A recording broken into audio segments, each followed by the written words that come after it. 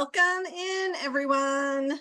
I am so happy to have you here in questions for reflection. For a second, I couldn't remember the name. I am happy to have you here and going down this journey with me through really trying to discover how the planets feel and being able to recognize them in your life. So pull out that journal, pull out that dictator. As you have your experiences, please share, or I am going to have to continue sharing mine, which will probably get old. So today we are going to be discussing Venus's move from Virgo to Libra. So that is our topic, and that's what we will have our question for reflection surrounding. In this video, we are going to talk about some astrological terms that you'll hear a lot, and they come from people forever ago that were translated into English, and they're called domicile and fall. So I believe domicile, I hope in Greek or some other language, literally means at home. So and then fall or exile is the other category we'll go over. We're also going to go over Venus's natural traits, meaning like what does she usually just signify? Take out the take out the signs, the houses, any aspects. What does she just mean naturally? And then you have to add all those other things, which we will not be doing today. That's for a reading.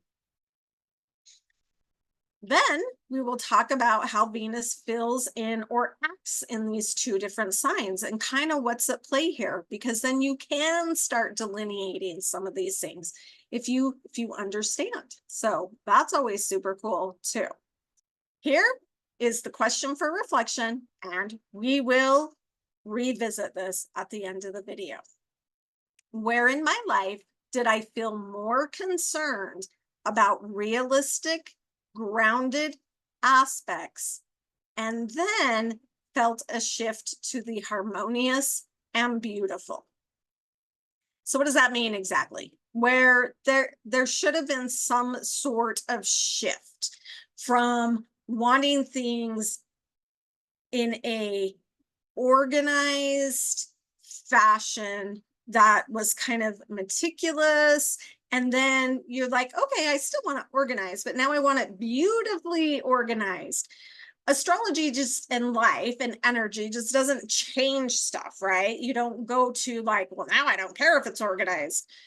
It's all a process and a flow. So Virgo is more about being organized, stuff like that. And then Libra turns into the beautiful. So where did you feel that flow or that process in your life? Other words you could use were meticulous, are meticulous to meticulously beautiful, or from very structured, grounded to I also want it fair. Any of the words that we go over in this that are Venus words. You would have started feeling this. Let's see, I can share my screen real quick. Okay, here we are on Monday, the 26th of August. You would have started feeling this. And like I said in other videos, I always do the 3-degree orb because that's kind of when that process of change starts coming in. It's also when some of the harder aspects, this wasn't harder, will start really feeling angsty and you're like, oh my gosh. That started right here. Here's Venus in Virgo at 26.49. So a little over that 3-degree, but you'll see in 3 days. So right there, she's at 28 on the 27th. Now she jumped to 29.16. And this is all at 7:12 p.m., which I should have put it at a.m. because that's when it actually happened. And then let's jump into August 29th. Here we are at 0.29 Libra. At this point, I'm thinking, trying to find Pluto, Yep, she's already trined Pluto. We'll talk about that another day. But these are also some things this could pull into the transforming, because that's what Pluto is. So the transformation from beautiful or organized to beautifully organized, those types of things. Hey, and that actually fits with my example today as well. So when it actually happened was August 29th at 7:22 a.m. Mountain Time, as always. So to understand what we're even looking at, we have to understand who Venus is, right? And how she feels. So I'm going to pull down this screen, stop share. So Venus represents attraction, but attraction to what? She wants an experience of leisure and joy, which opens up and connects us to something, a person, a situation, something. She loves good smells, happiness, dancing, music, playing instruments, things that reach out and caress our senses and pull us and pull our hearts and minds into a feeling of connection. She's also very associated with deities which govern desire and romantic, erotic love and connection. They're passionate. This is the part of us that gets us into the relationships, but not necessarily the part that keeps us committed in those relationships. So that's a lot of times why people will say, well, what is your love language? Venus is representative of that. And yes, to a point. She is not the whole love language, to a point. So she helps you get there. Venus represents our desire for fun and the connection to things and people that will play that part for us. Now that we understand a bit about Venus, we're going to talk about domicile and fall, which I mentioned before. So again, these are just old astrological terms for how planets fill in a sign. Venus is in fall or exile in Virgo. Venus is in domicile or at home in Libra. So Venus exile or fall means super uncomfortable. I almost skipped that part. I think we all know what at home means, and we're going to go over this a little more at the end. Exile, like, do you like being exiled? Do you like feeling like something, you are separated from something that makes you feel natural or comfortable, like you are on the outside, not on the inside? So, or fall, meaning what I'm trying to come up with this on the spot, what a natural, like just in normal language. So do you like falling? I guess let's just get real literal, because that's what Virgo is. Like, do you like falling and scraping your knee and feeling like, ow? Do you like the injuries that come from that? Not that you're going to have injuries, but that's just how Venus is uncomfortable in Virgo. Now, we're not talking about Venus in natal charts in Virgo, okay? We're just talking general. So it's really hard because I do have planets in fall and exile, and I get super defensive. I'm like, I like that, and I do. So that is not what we're talking about. So Venus goes from yuck, I am not feeling good here in Virgo, to, oh, thank you, I'm back into what feels nice. So it's a really nice moment. I'm not necessarily saying that what was happening in your life went from yuck to thank goodness, but you'll see the distinction. It was more like, let's make sure things are just really organized and meticulously done, versus now I want them really beautifully done. I keep hearing people with Venus and Virgo in my head. That doesn't mean you don't want things beautifully done. You probably really are meticulously organized and your things look beautiful because it is part of you. So let's jump to Virgo. Virgo is an earth sign. So what does that mean exactly? And earth signs are just concerned with logic by which the material, so material meaning on earth, operates. Earth signs like to see that they got stuff done by the end of the day. All earth signs do that. Virgo likes facts. When Sun is in Virgo, oftentimes you'll see it's time to harvest the crops. So you've put that work in, you've put those 10,000 hours in to grow your crops, to plant, to grow, to now harvest. So you're getting what you put the work into.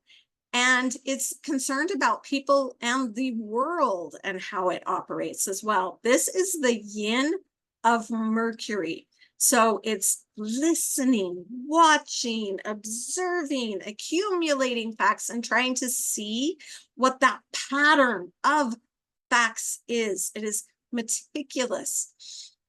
Virgo is really interested in how to change the arrangement of things as they are by approving them or improving. Did I say approving? Improving them, fixing them, or like getting rid of them. The stereotype with Virgo is hyper clean and organized and also perfectionist. And, you know, there is some of that in it because that's what you want when you want things to work in this like a well-oiled machine. That's that's a great term for Virgo, I think.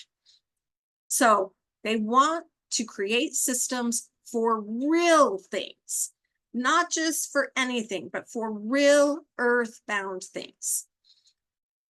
Virgo, as well as Gemini, who's the yang of Mercury, they both look at things in a dualistic manner. Gemini is more about black and white, whatever, and then the Virgo side is more orderly versus chaotic. Virgo's a pretty complicated sign, and it has a very high intellect, and they apply it to the most basic concrete areas of life. Yeah, that's earth signs a lot, and they want to apply that knowledge and they will do the work. I know whenever I think of Virgo, I think of, wow, this is a sign that will do the 10,000 hours of work to become the expert at it. So that is Virgo. Libra, on the other hand, is an air sign. So its focus is on balance, and air signs in general, they are focused on relationship to things or people. And they're trying to find the balance in them. So I just mentioned Gemini, who is always trying to balance between good or evil, those dualities. Libra, on the other hand, its dualistic focus is they're trying to divide and analyze things into two when it comes to terms with relationships between two things or people. They're hoping to bring the harmony, or Libra is hoping to bring the harmony between the two. So Libra's glyph is the scales, and they're a symbol of justice and commerce. So Libra also talks about those. And in both cases, they want to create a mutual satisfying exchange where all entities are valued. So in both cases, they want to create a mutually satisfying exchange where everything is happy. And that means people are treated fairly, things are treated fairly. And if there's not, they put a remedy in there.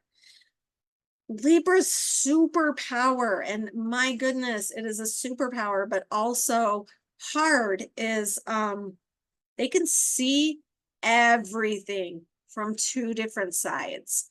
If someone's got themselves in a pickle or a hard situation, they can look at their life and see, well, this is how you got here. This is how you got to this. And I really understand it. I completely understand it. Now, we still have to do what's fair and right and just, but I can still see both sides. So those scales, they're just a tool by which to judge the relationship between two things and really, really balance them. Libra is about one-on-one relationships. They have a reputation for being flirty, social butterflies. Are always accused of these things, but they're really just creating this base of comparison. Like, well, what about this? Or how's this person with that person? Or how am I with that person? So who am I in the context of this relationship? Libra is very concerned with identity, but not like an Aries who wants to go out and be an individual. They're concerned about identity, but understands themselves in the context of a relationship. So Libra is from the outside to the inside. Oh, I see this. How does that compare with me? Or do I want that with me? I see you this way, and this is how I am inside. How does that feel? So we've gone over the two signs, Virgo and Libra, and now we have to get back to Venus. So again, Venus is in fall or exile in Virgo because it comes very focused on the perfectionist side of Virgo, and it can go overboard on the organization, the meticulousness. It can feel discombobulated many times when a planet is in its fall/exile. It takes one of the traits of that sign and becomes hyper focused on it. And that is the perfectionist of Virgo, wanting everything perfect, meticulous, organized. It doesn't mean in a natal chart that you won't want things beautifully organized. In Virgo, it's caring way more about the details and the processes when she just kind of wants to feel happy and united and have her senses taken in and everything beautiful and all of those.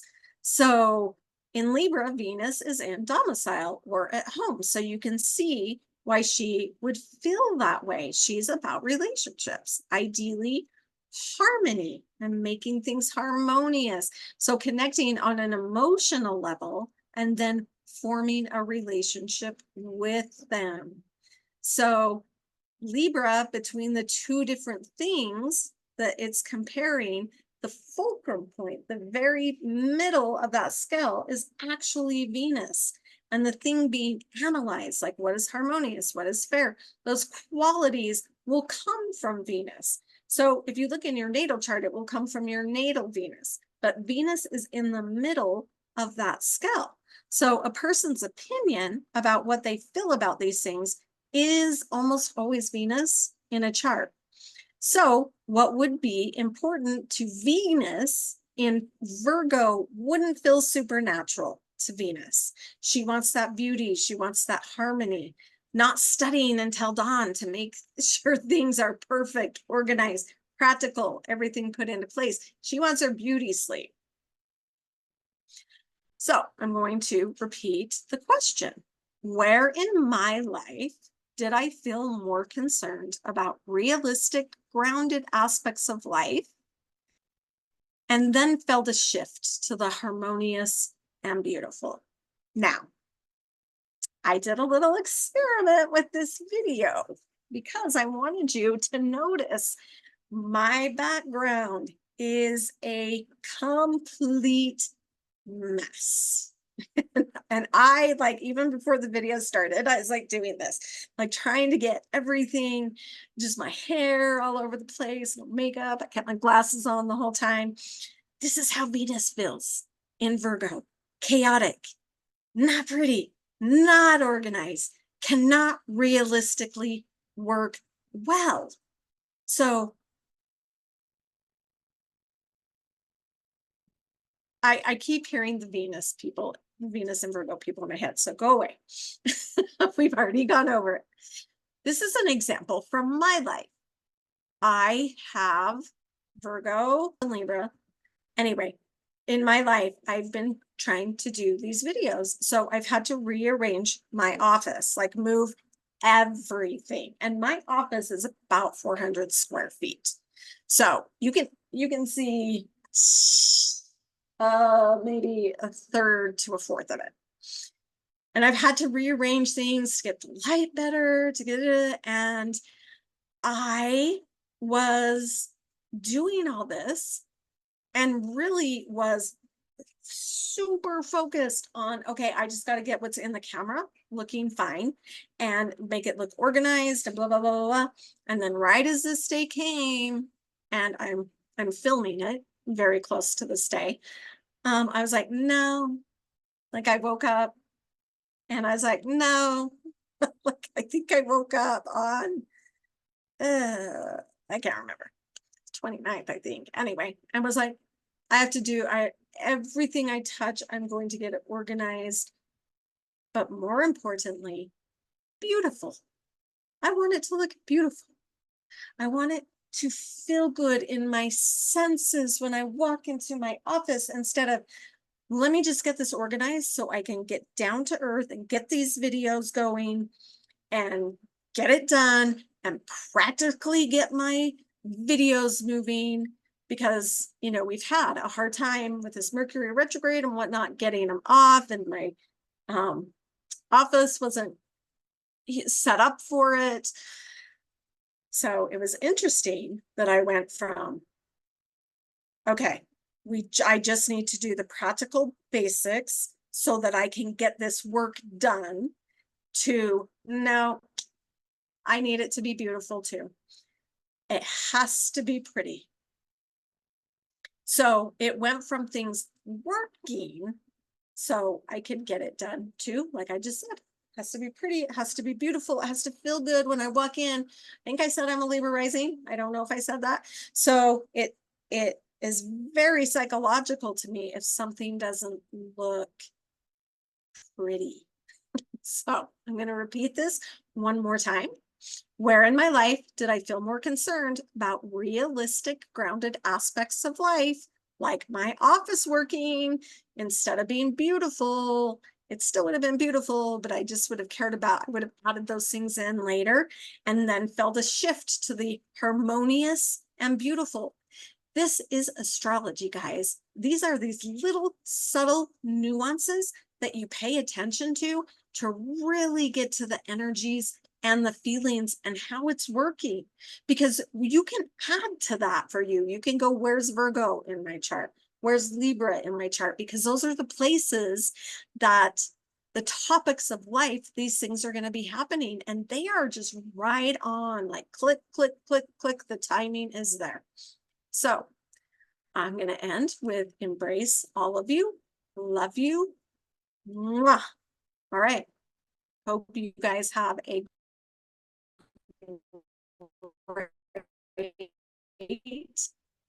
great and wonderful day. Bye-bye.